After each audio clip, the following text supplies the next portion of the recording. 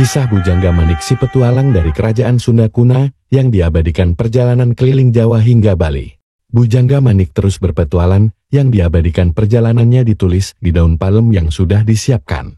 Bujangga Manik adalah seorang bangsawan kerajaan Sunda yang memilih menjadi resi yang berkelana ke beberapa tempat suci untuk mencari tempat untuk masa akhir hidupnya. Bujangga Manik memiliki nama asli Prabu Jaya Pakuan. Sosok ini memang dikenal sebagai penjelajah yang ulung. Dikatakan demikian karena dirinya mampu mendokumentasikan berbagai toponime yang ada di Pulau Jawa sampai Bali dengan detail dan rinci.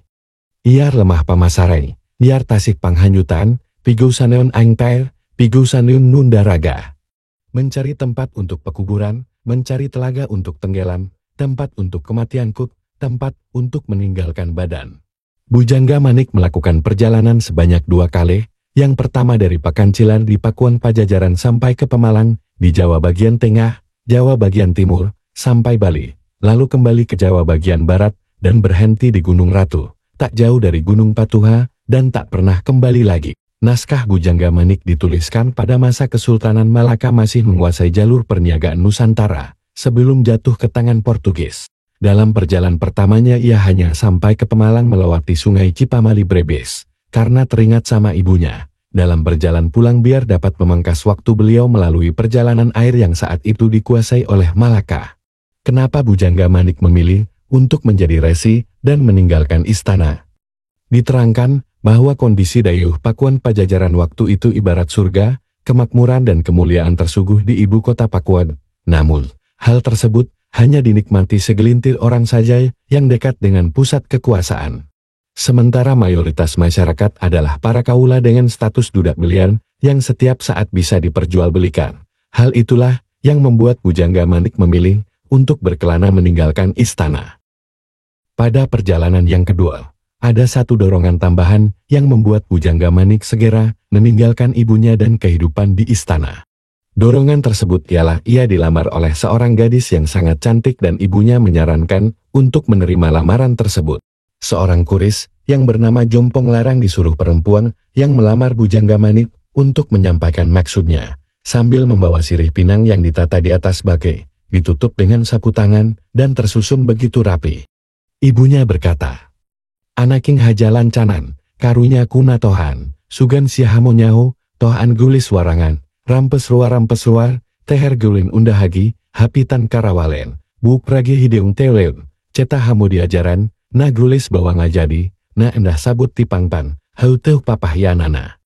Anakku, layanilah dengan serius, kasihan terhadap putri. Barangkali anakku tidak tahu, putri cantik pantas diperistri, cantik rupa baik perilaku, bahkan berperawakan indah semampai, gadis pingitan juga setia, rambut hitam bagai dicelup, terampil tanpa harus diajari, cantik bawaan semenjak lahir, jelita saat masih dikandung, tiada yang menandingi."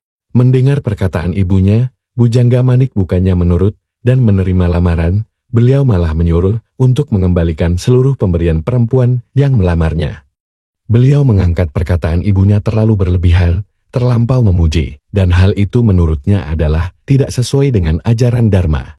Kemudian Bujangga Manik berkata, "Lumpang bawa pulang dewi, lumpang reujung si jompon, kadalem kana toha ain, supahyun tah bawa dewi, buah rumbai bawa dewi, tiburatin piyasen, eta bawa balik dewi, pipakeneun pisabuken, jalawan keris malela, lumpang bawa balik dewi. Pergi dan bawa lagi, sekalian pulangkanlah bersama si jompon ke istana pada Tuan Putri, sirih pinang itu bawa kembali, berbagai persembahan bawa kembali, bahan obat-obatan dan bahan perhiasan itu semua kembalikan lagi, bahan pakaian dan bahan selendang termasuk keris baja bawalah pulang kembali." Kemudian Bujangga Manik berucap kepada ibunya bahwa itu yang dilakukan ibunya tidak sesuai dengan ajaran Dharma. Kemudian beliau pamit untuk melakukan perjalanan. Dan Bujangga Manik berkata, "Ambuing kalah sumager, pawekas pajuung blunget, ambu kami diung awakeng, sapu ayuna iu, pajuang blunget jeung ain, moa nyorang dicarek dewi, moa matina pangimpian, pajuung jeung blunget di bulan, patempuh awak di angin. Karena itu, ibunda selamat tinggal. Untuk yang terakhir bertatap muka kita bunda bersama denganku, hanya sehari inilah bertatap muka denganku, tak akan pernah berbincang lagi, kecuali hanya dalam mimpi. Saling tatap muka di bulan, bersentuh tubuh di angin. Diceritakan, setelah bertahun-tahun menjelajah Pulau Jawa dan Bali, Bujangga Manik atau Ameng Layaran kemudian menetapkan tempatnya yang terakhir, tempat untuk berpisah raga dan sukma. Sadiri aing tiinya, satunduk ka Gunung Ratu, Sang Hyang Karang Carencan, eta huluna Cisokal, landuhan Bukit Patuha, heureut lingga payung, nua aska kerti haji, momongan teka waya, niumu lemah kabuyutan, ngalemahna lingga manik, tahirna deksei mangliput, sermanggungnya lingga payung. Sepergiku dari sana sampai ke Gunung Ratu, Sang Hyang Karang Carencan, itulah hulu sungai Cisokal, di kaki Gunung Patuha, batas antara lingga payung, yang bisa memandang jelas ke kerti haji. Berharap semoga terbukti menemukan tanah yang suci, tempat yang menyerupai tiang permata lalu akan kutudungi, mengembang ke atas bagaikan payung bertiang. Lalu Bujangga Manik mendeskripsikan kematiannya. Hal ini kemudian menimbulkan berbagai polemik tentang naskah ini. Di luar polemik tersebut, berikut kutipan tentang kematian itu yang ditulis Bujangga Manik. Pati eng hante gluring, hilang tanpa sangkan laro, mencat saken kamoksahan, dirina aciwisesa. Mangkatna sarira ageun, naloglok anggus nuporok, atma mencat tipa sambung, aci mencat tina atma, pahi masah kalempangan. Kematianku tanpa sakit, meninggal bukan karena derita, melesat menuju kebebasan, kepergian sang sukma keluar dari raga kasar, copot sesudah yang terakhir, sukma lepas dari ikatan, ruh lepas dari sukma, sama-sama lepas dan pergi.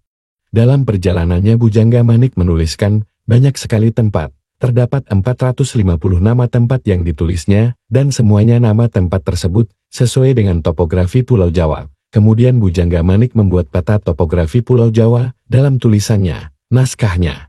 Salah satu tempat yang disebut Bujangga Manik di naskahnya adalah Gunung Gede Pangango yang merupakan dataran paling tinggi di wilayah Tatar Kerajaan Pakuan Pajajaran. Kemudian sebagian tempat yang disebutkan dalam naskah tersebut ialah Pakancilan, Tajur Nyanghalang, Nengki Sungai Ciliwung sampai ke Sungai Citarum, dan Sungai Cipali. Pesisir utara Jawa Tengah seperti Medang Kamulan, Gunung Karungrungan, atau yang saat ini disebut sebagai daerah Ungaran. Kemudian melintasi Sungai Bengawan Solo hingga ke Gunung Penanggungan di Kabupaten Mojokerto, Pegunungan Tengger, Blambangan sampai ke Bali. Namun di Gunung Patuhala, ia menetap sampai akhir hidupnya sambil menyelesaikan naskahnya. Diperkirakan Bujangga Manik melakukan perjalanan tersebut sekitar abad ke-13 atau 14. Namun sekarang naskahnya ada di Perpustakaan Bodleian, Inggris. Tak ada yang tahu persis mengapa naskahnya sampai ke Oxford. Namun menurut peneliti budayawan Sunda, Atap Kurnia, bisa sampai ke Inggris saat perjalanan penjelajah Eropa Richard James mengikuti ekspedisi pelayaran ke Indonesia akhir abad ke-16. Ketika sampai ke wilayah Banten, Richard James menerima naskah itu pada tahun 1601. Setelah Richard James pulang ke Inggris, naskah itu diserahkan ke kakaknya Andrew Jones dan kemudian diarsipkan di Perpustakaan Bodleian. Setelah tersimpan selama 340 tahun, barulah naskah ini diteliti di tahun 1968 oleh sejarawan Eropa. Naskah Bujangga Manik seluruhnya terdiri dari 29 lembar daun nipah, yang masing-masing berisi sekitar 56 baris kalimat, yang terdiri dari 8 suku kata. Ini sepenggal naskah Bujangga Manik. Saur Sang Mahapandita, kumaha girita ini, mana sinariun tuing, teka cudium cukrem tuing, mohan teu kapi kenyan. Orang bijak berkata, keributan apa ini? Kenapa sangat tidak terduga? Kegelapan dan kehilangan ini. Tidak diragukan lagi banyak orang yang sedih. Mulain di Pakancilan, tohaan Eukernu mengkat Prebujaya Pakuan Saurma Karah Sakini. Tidak diragukan peristiwa itu terjadi di Pakancilan. Seorang pangeran akan pergi. Pangeran Jaya Pakuan. Lalu ia berkata,